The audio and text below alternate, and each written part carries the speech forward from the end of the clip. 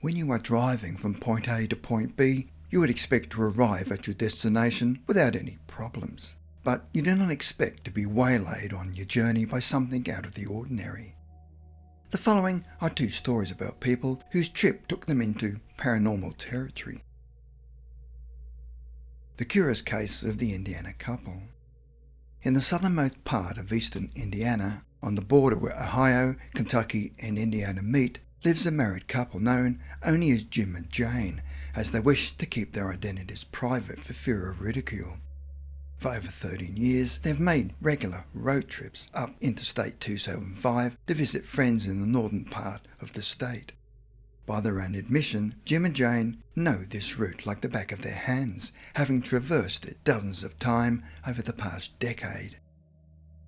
It was a sunny Monday morning on November the 13th when Jim and Jane began their journey.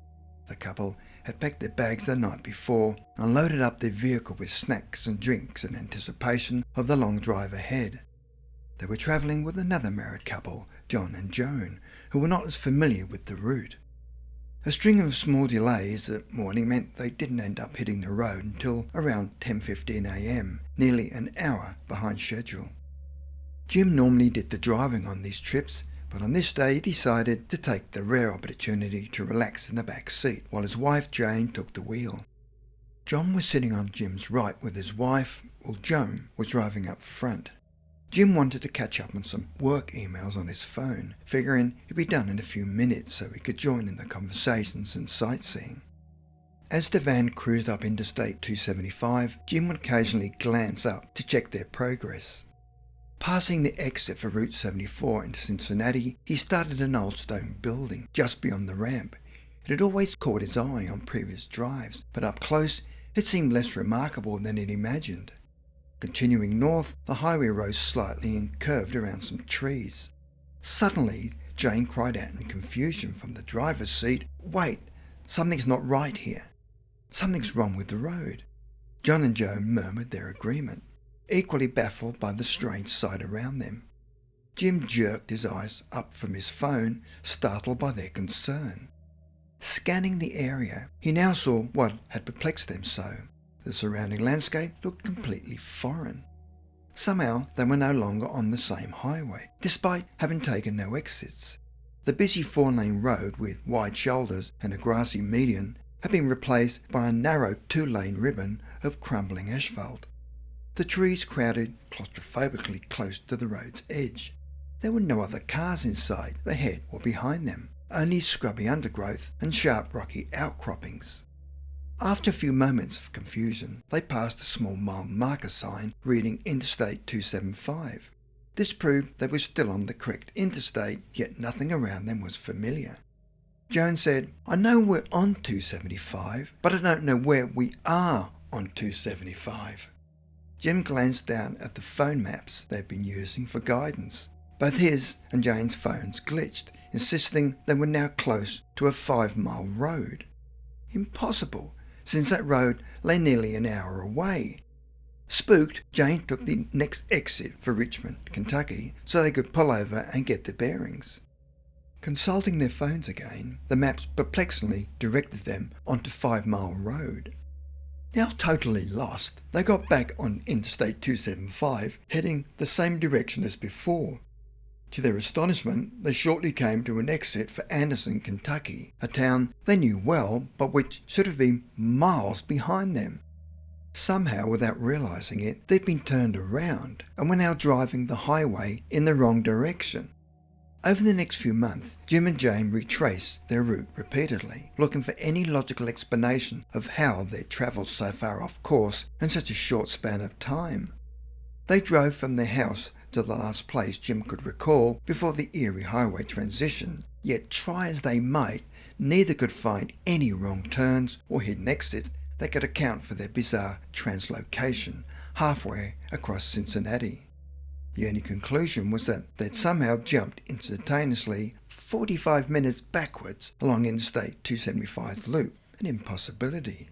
To this day, the true circumstances of that November drive remain an unsolvable mystery.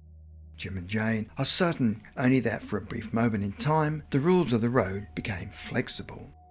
While some may call it divine intervention or a momentary glimpse in the fabric of reality, the couple can only shake their heads in wonder at their inexplicable highway odyssey.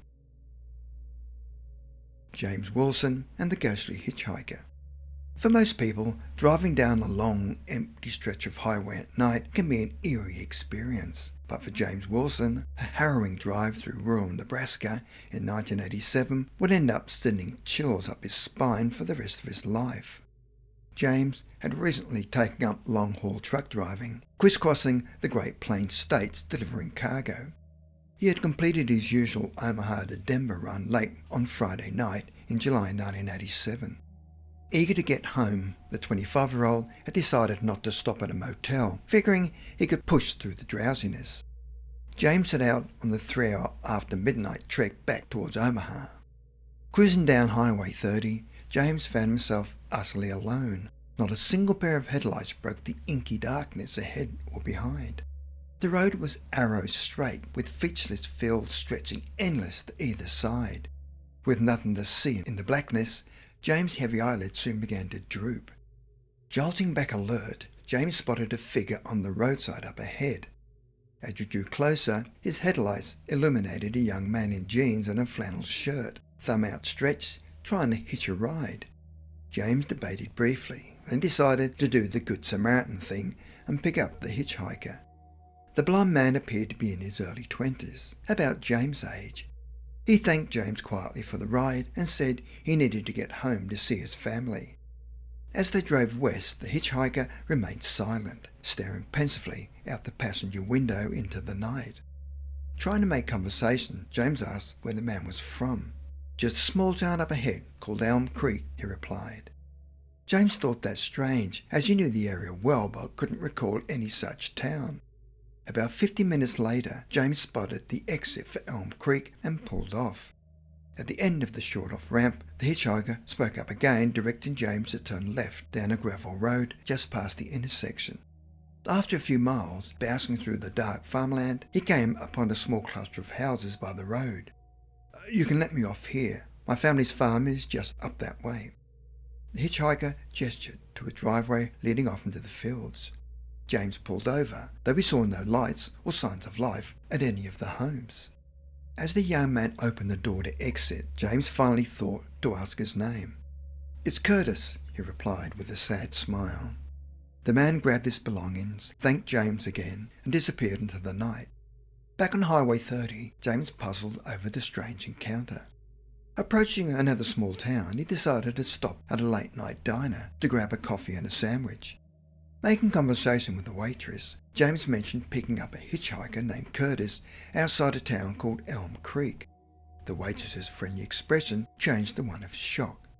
"Son, you must be mistaken. There ain't no Curtis living in Elm Creek anymore. He died over 10 years back in a car accident out on Highway 30. James felt a chill run down his spine.